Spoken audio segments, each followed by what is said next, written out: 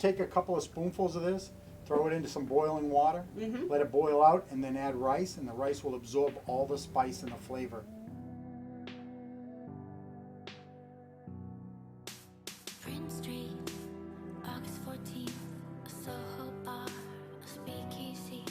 It's you and me and I'm feeling free.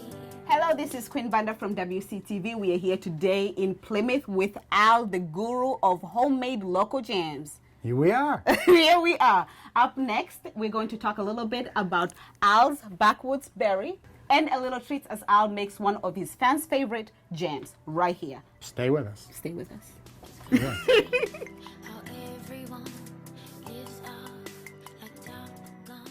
It's you. Off exit 5 at 76 Camelot Park in Plymouth, Al Chisholm has turned a passion into a business by opening Al's Backwoods Barrie, the one-place stop for Al's jams, jellies, and so much more. Here we are, your own store. Finally. Finally. Finally. Now, I first met you on a farmer's market, right? Yep. A year later, you're here with your own store. Yeah, we've been making jams and jellies for 7 years as of last Mother's Day that just passed, and finally got our own little place. I see this as a reflection of your success, you know, that people really love your products. Now, Thank was you. this the end goal when you started making jams? Did you picture that one day you would have your own store? I never thought I was going to be here.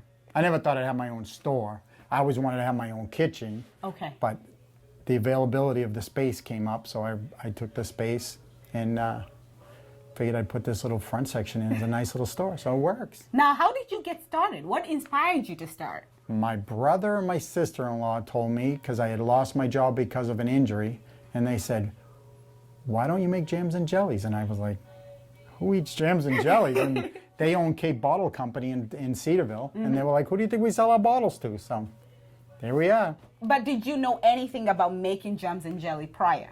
All I ever knew about jams and jellies, I learned when I was a kid. I spent all my summers in Prince Edward Island, Canada. My aunts always preserved for the winter.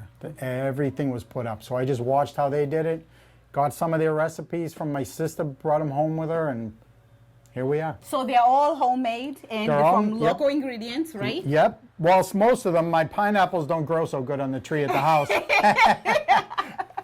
But most of them are all local. Okay. It's just I get a lot from the recipes, but then I have a lot of ideas in my own head, like, oh well, that sounds good, you know. Like recently, I just started making a coconut pineapple. So apart from the internet and you just experimenting with different flavors, who else gets to whisper in your ear about, let's try this kind of flavor? Oh, I have a lot of friends or customers.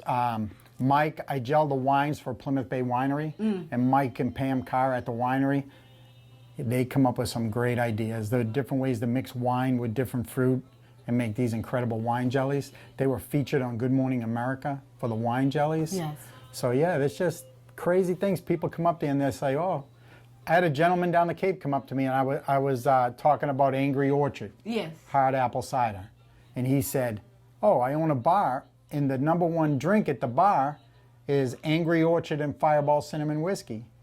So I made a jelly out of that, and I said, what do you call it? And he said, Angry Balls. So I was selling Angry Balls as a jelly. Jelly isn't for toast alone. They are also used for cooking, making some of the best meals.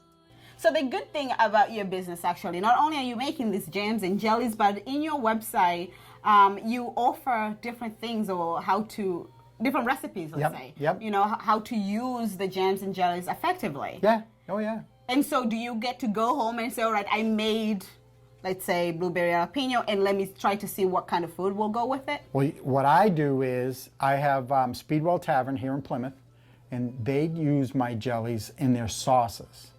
So they'll tell me what their biggest hit, like their my blackberry brandy with their burgers is phenomenal. And every Thursday they run a little special with the Al's Backwoods Barrie burger. Now, how does that make you feel? Awesome. I wouldn't have, you know? It's great.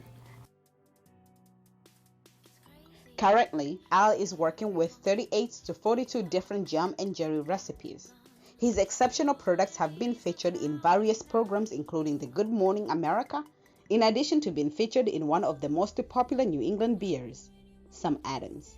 They Yes. picked our company up as part of Brewing the American Dream, and to promote us, they allowed us to gel some of their beer. We started with a winter lager and ended with summer ale, and they were the nicest people, the best people I've ever worked with. Wonderful. Yep. At Al's Backwoods Barrie, not only will you find some of the finest Al's jams and jellies, but also other foods products from local farmers. So this store, not only does it have jams and jellies, I also see some honey. Yep, we have Okay. raw honey, 4 different types. 4 different types. All right, Yep. could we... We have, this is an orange blossom honey that comes out of Georgia and Florida.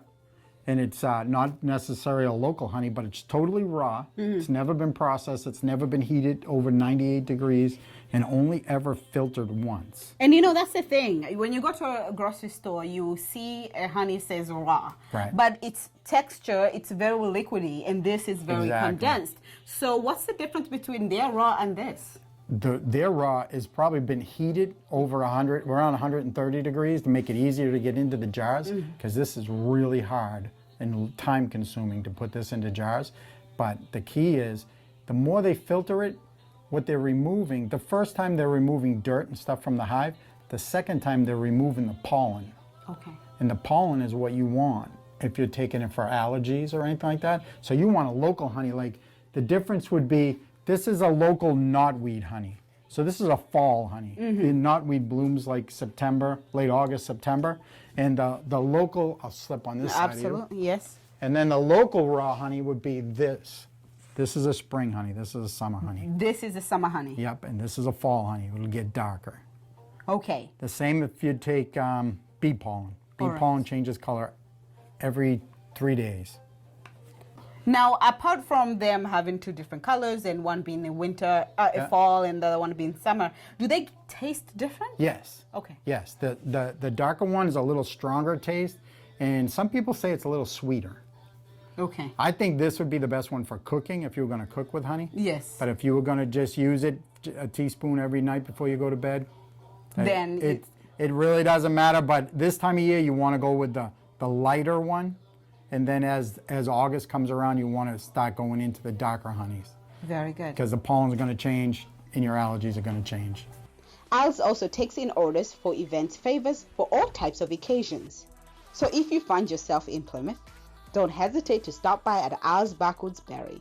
Yeah, this is my wedding favors that we do, wedding, baby shower, you know, anything, bar mitzvahs, you name it. We do it all.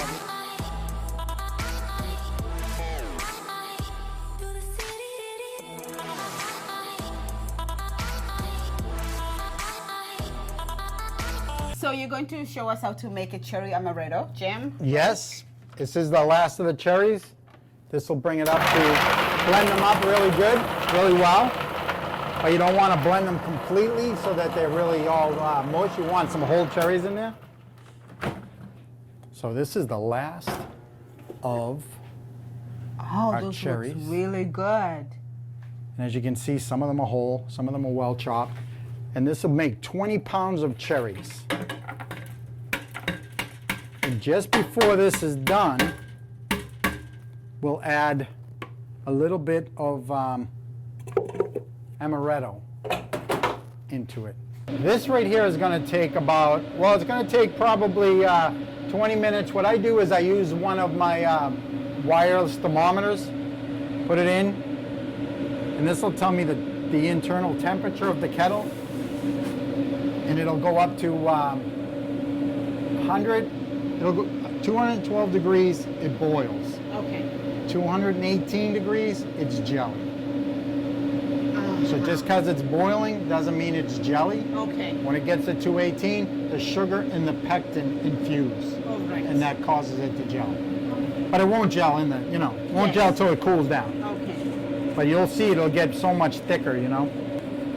Now, what are some of the mistakes maybe you were making when you first started? Oh God, put too much sugar in them, or don't put enough sugar in them, and they don't gel. They become a sauce. And what about if you put too much sugar? Too much sugar, they become like silicone, hard. Yeah, not hard, I mean, but you gotta pry them out. Now just spread in the pectin and stir it in nice and slow. That burns off. It doesn't, there's no alcohol left in this, and it's only a little bit of amaretto. You don't need much at all. Are you sure? I'm positive. Have you ever tried putting the whole bottle in there? No, I haven't yet. That's going to be That's the how we new experiment. Queen Banda jelly.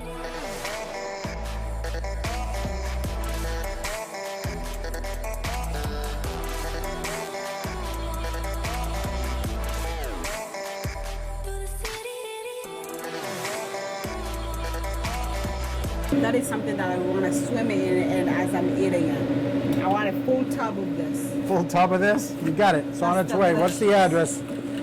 Motel 6? Motel 6. That is delicious.